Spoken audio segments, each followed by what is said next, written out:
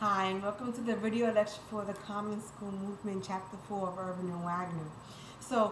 Chapter 4 focused a lot on Horace Mann, who certainly was a pioneering and leading figure of the Common School Movement. But I want to just make sure that we don't fall into the common traps of history telling and think about events as being led by only one person. Messianic narrative is what they're called. Messianic narratives are when we sort of put this one person on the pedestal and don't necessarily think about how action throughout history and events throughout history only really begin to take place because of the collective. And chances are, while we sort of kind of give, it becomes easy to sort of make a poster child out of particular people, like Horace Mann, like Rousseau, like Martin Luther King, right, like George Washington, and we're thinking about how I name mostly men, right, which is also another sort of part of messianic narratives within Western history. Again, it's just important to sort of think about how these things happen really within a collective. The Common School movement really reflects the importance of thinking about the history of this country as being directly linked and connected to the history of school and sort of vice versa. We're thinking about how the Common School movement was happening during the 1840s, so that's early mid-19th century, more so mid-19th century, which was also a time in which a lot of nationalizing trends were occurring because of the increase of immigration, the increase of industrialization, so that we're seeing sort of a shift in the labor force, particularly because more technological advancements were occurring within the agricultural sector, but also within sort of service industry as well, and with as I'm thinking about sort of factory mills, as I'm thinking about the invention of the steam engine, as I'm thinking about the invention of the cotton gin, the sort of these labor markets that were beginning to develop, sort of given the shift in how we thought about work.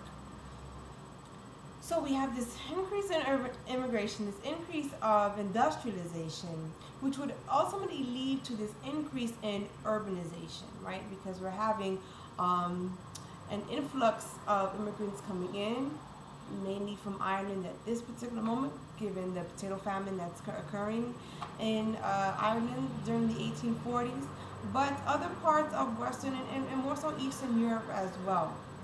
We would see also the influx of Italians during the latter part of the 19th century. So they're sort of included within this time era as well, those sort of more close to what's called the Progressive Era, which we'll get to in another lecture. But the rise in urbanization was from the increase of people, but also this shift in work as well. As we're thinking about how it was mostly poor and working class immigrants who were sort of taking up these jobs in factory work, and how many of these factories were sort of happening in states like Massachusetts, but then also within inner cities as well. This rise in urbanization would create what historians would call slums, in the sense that you had a lot of people in a small amount of space with limited economic resources, but also what's called social capital and cultural capital. Social capital being, and this is sort of the key word to think about, social capital being, it's not what you know, it's who you know. right? So your ability to sort of not just be a factory worker, but to own a factory would sort of be decided on depending on your social capital, right? So perhaps you come from a family of immigrants, but you're third or fourth generation, which means you're sort of in a different circle of folks. Um, Most likely you're in a sort of different place on the social ladder. And a different place on the social ladder also means that you have a different social capital. Thinking about capital as sort of something that you can cash in on. Your social status, that's something that you can cash in on when you think about social capital. Cultural capital would be this idea, and these are two concepts that are coming, that are used primarily by French sociologist Pierre Bourdieu. Uses them a lot to sort of think about school and how some kids, uh, you know, leave school and sort of continue being in the middle class or sort of continue being in poor working class. But cultural capital is this idea that there are cultural attributes that you can also cash in on depending on your cultural context. Things like accents, things like last names, things like